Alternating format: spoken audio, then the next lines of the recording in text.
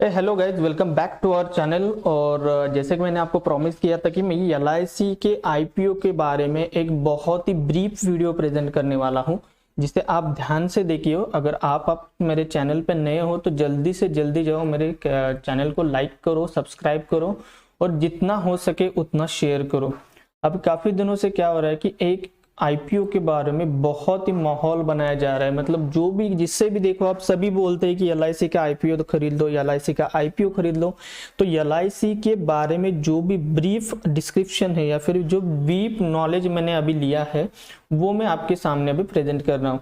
तो एलआईसी का जो आईपीओ है वो इंडिया का सबसे बड़ा आईपीओ रहने वाला है अपने हिस्ट्री में। तो हिस्ट्री में अगर देखा जाएगा तो इतना बड़ा आईपीओ कभी भी लॉन्च नहीं हुआ है। एलआईसी, अगर इंडिया में से कोई आदमी नहीं है जिससे एलआईसी के बारे में पता नहीं है। मतलब एलआईसी एक लाइफ इंश्योरेंस पॉलिसी है, ये सभी को मालूम है।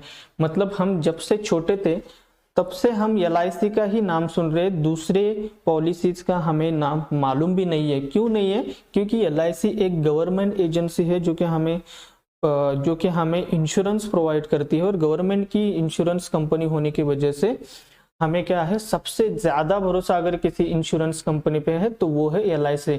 LIC is 100% owned by Indian government. तो एलआईसी क्या है कि 100% इंडियन गवर्नमेंट की कंपनी है।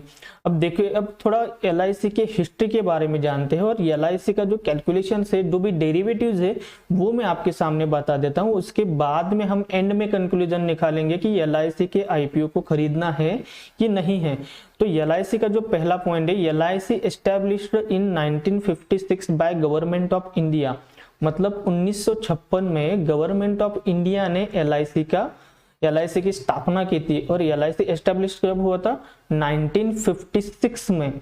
एलआईसी के जो 100% स्टेक्स है वो गवर्नमेंट ऑफ इंडिया के पास है। मतलब एलआईसी 100% गवर्नमेंट ऑफ इंडिया की है, जो अभी तक बहुत ही अच्छे से चल रही है। आप ऐसे बोल सकते हो कि एलआईसी एक सोने का अंडा देने वाली चिड़िया है गवर्नमेंट ऑफ इंडिया के लिए। मतलब सबसे ज्यादा और प्रॉफिटेबल रेवेन्यू अगर किसी को इंडिया को आता है या फिर इंडियन गवर्नमेंट को आता है वो है एलआईसी। एलआईसी से गवर्नमेंट ऑफ इंडिया को सबसे ज्यादा प्रॉफिटेबल रेवेन्यू आता है। तो अब एलआईसी क्या कर रहा है कि अब इंडियन मार्केट क्या कर रहा है कि एलआईसी को अभी 5% स्टेक्स उसके रिलीज करने वाला है, वो मैं आपको आगे बता दूंगा। अभी हमारा तीसरा पॉइंट क्या है कि एलआईसी हैविंग 64% ऑफ मार्केट। मतलब जो भी इंश्योरेंस कंपनी है, जो भी इंश्योरेंस, अभी एलआईसी के पास कितना मार्केट है? 64% of market as compare to SBI life का खाली 7.5%, एचडीएफसी का 6.3%, रिलायंस का 2.5%। मतलब अकेले एलआईसी के पास पूरे इस इंश्योरेंस मार्केट का 64% मार्केट खाली अकेले एलआईसी के पास है।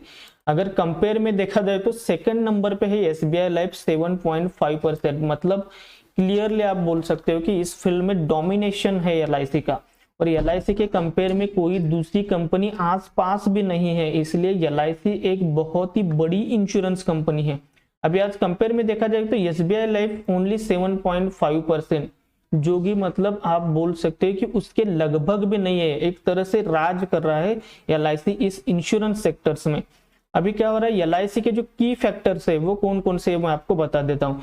एलआईसी के पास जो की फैक्टर्स है वो है एलआईसी के पास के एम्प्लॉय। एलआईसी के पास मोर देन 2 लाख एम्प्लॉयज अभी एलआईसी के पास काम कर रहे हैं और 50 लाख प्लस एजेंट्स इन मार्केट।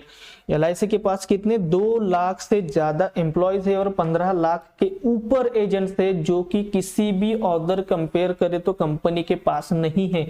यही है एलआईसी की असली ताकत कि उसके पास काम करने के लिए बहुत ज्यादा एम्प्लॉयज भी हैं और बहुत ज्यादा एजेंट्स भी है। ये क्यों है? क्योंकि एलआईसी एक गवर्नमेंट ऑफ इंडिया की कंपनी है। पैसा डूबने की कोई भी आप बोल सकते हो कि यहाँ पे पॉसिबिलिटीज नहीं है। सबको मालूम है कि एलआईसी इंडियन गवर्नमेंट की कंपनी है, इसीलिए वो डूबने वाली नहीं है। इसीलिए उसके पास एजेंट्स भी बहुत है और एम्प्लॉयज भी बहुत है।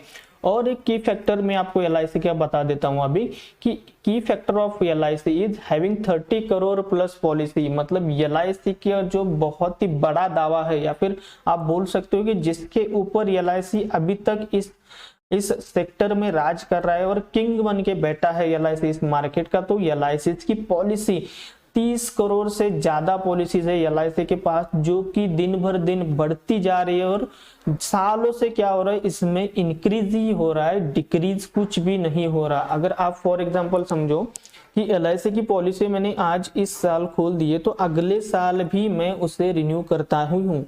कोई भी ऐसा नहीं है कि 10 में से 8 जो लोग हैं वो LIC की पॉलिसी को रिन्यू ही करते हैं, वो उसे स्टॉप नहीं कर देते। 30 करोड़ पॉलिसीज का आप अगर रिवेन्यू देखोगे तो LIC के पास अभी 15 लाख करोड़ से भी ज्यादा का बिजनेस है। मतलब मार्केट का रिवेन्यू कितना है, 15 लाख करोड़ से भी ऊपर आप देखे जाए तो LIC के पास बहुत ही ज्यादा रिवेन्यू है मार्केट में। और ये किस बदौलत है, एक तो LIC के पास के एम्प्लॉय, उसके 15 लाख प्लस एजेंट और 30 करोड़ प्लस पॉलिसीज। जब पॉलिसी सेक्टर में कोई नहीं था तब LIC लॉन्च हुआ, 1956 में लॉन्च हुआ, और उसके बाद LIC ने एक बहुत ही बढ़िया मार्केट कैप्चर किया है। अभी क्या हो रहा है, LIC का IPO जो लॉन्च होने वाला है, वो गवर्नमेंट ऑफ इंडिया क्या करता है कि मैंने पहले किया था कि 100% मार्केट या फिर 100% जो अथॉरिटी है वो LIC की गवर्नमेंट ऑफ इंडिया के पास है। अभी वो गवर्नमेंट चाहता है कि उसमें से 5% स्टेक वो मार्केट में उतारने वाला है, या फिर ऐसा बोलो कि 5% जो शेयर्स है वो बेचने वाले हैं ओपन मार्केट में। तो वो लगभग कितने हैं, 31.6 करोड़ शेयर्स। मतलब 31.6 करोड़ शेयर्स इंडियन मार्केट में IPO के द्वारा लॉन्च कर रहा है गवर्नमेंट ऑफ इंडिया, जिसमें से जो 10% शेयर्स है वो LIC के पॉलिसी, एक मिनट, जिसमें से जो 10% शेयर्स है वो रिजर्व है पॉलिसी होल्डर्स के लिए। मतलब जो भी LIC के पॉलिसी होल्डर्स है उनके लिए 10% शेयर्स LIC ने रिजर्व रखे हैं। तो एक प्रकार से ये एक मार्केटिंग स्ट्रैटेजी है, उसके ऊपर अभी LIC ही काम कर रहा है। एक प्रकार की मार्केटिंग स्ट्रैटेजी है, और एक प्रकार का बोल सकते हो आप इसमें से क्या होता है, एटमॉस्फेयर क्रिएट हो जाता है। और एक प्रकार का क्या बोलते हो आप उसको कि एक प्रकार का एक एटमॉस्फेयर क्रिएट हो जाता है कि हम LIC के IPO में इन्वेस्ट करें। अब 7 पॉइंट पे आते हैं कि LIC का अभी हमने क्या देखा कि एक प्लस पॉइंट देखा। अब हम LIC के कुछ नेगेटिव फैक्टर्स भी देखते हैं। तो 2014 में LIC having more than 75% market, LIC के पास 2014 में 75% के ऊपर का मार्केट था as compare to other companies. Other companies में कंपेरेटिवली कोई भी नहीं था।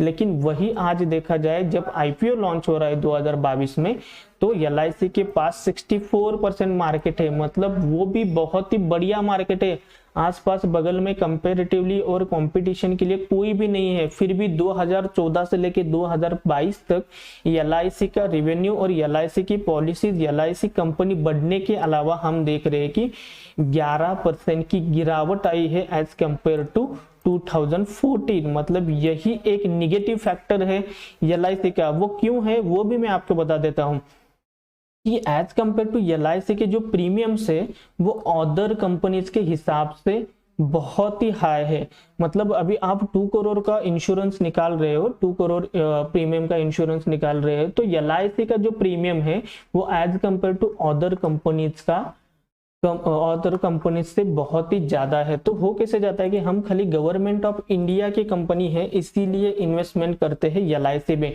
लेकिन आपने अगर देखा होगा तो गवर्नमेंट किसी भी कंपनी को डूबने नहीं देता। मतलब अदर जो कंपनी थी SBI लाइफ है, HDFC निप्पॉन से, उससे भी गवर्नमेंट डूबने नहीं देगा। वो क्यों नहीं देगा, आपने देखा होगा कि यस बैंक को भी गवर्नमेंट में बचा लिया है, उसे डूबने नहीं दिया। अदर कंपनीज को भी आप देखोगे तो उसे गवर्नमेंट ऑफ इंडिया ने डूबने नहीं दिया। तो और एक फैक्टर है कि प्रीमियम्स उनके बहुत आए हैं, और LIC के एजेंट के पास आप अगर देखोगे तो वो LIC का भी काम करते हैं और अदर का भी काम करते हैं।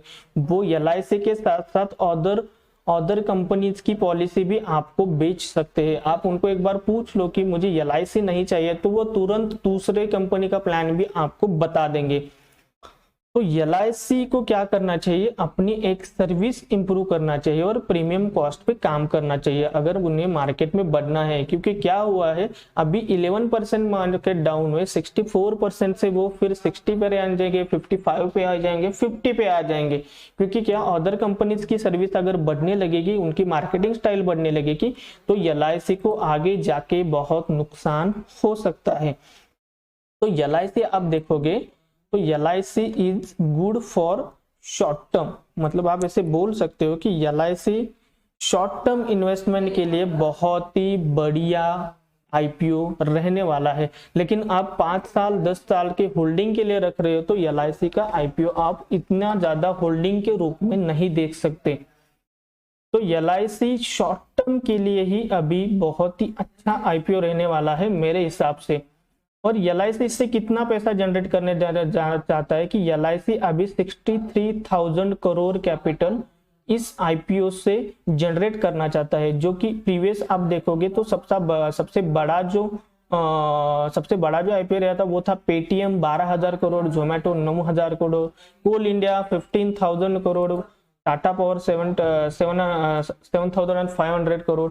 तो पेटीएम इतना बड़ा रेवेन्यू जनरेट करने के बाद भी फ्लॉप रहा था, जोमेटो भी इतना अच्छा वर्क नहीं कर रहा, कोल इंडिया मतलब उसने भी अच्छा पैसा कमाया है फिर भी अभी भी वो स्टेबल नहीं है, और टाटा पावर अभी भी स्टेबल है। मतलब जितने बड़े बड़े IPOs आए हैं इसके पीछे, वो आप देखा जाए तो 70% सब बड़े IPO फ्लॉप रहे हैं इंडियन मार्केट में। क्योंकि उनके पास वो कंपनी की मतलब आगे बढ़ने की क्षमता नहीं थी। और LIC का आप अगर फ्यूचर देख रहे हो तो जिस तरह से LIC अब काम कर रहा है उस तरह से वो बहुत ही स्लोली आगे बढ़ने वाले हैं। उनका मार्केट दिन बर दिन कम होता जाएगा अगर उन्होंने इन दो चीजों पे, प्रीमियम्स और सर्विस पे काम नहीं किया। तो मैं यही बता देना चाहता हूँ कि LIC का जो IPO है वो शॉर्ट टर्म के लिए बहुत ही बढ़िया है। जब भी IPO लॉन्च होगा आप उसे बेझिझक खरीद सकते हो, क्योंकि पेटीएम होगा, कोल इंडिया हो गया, जोमेटो होगा, इससे ज्यादा LIC बहुत ही अच्छा IPO है। Okay, thank you.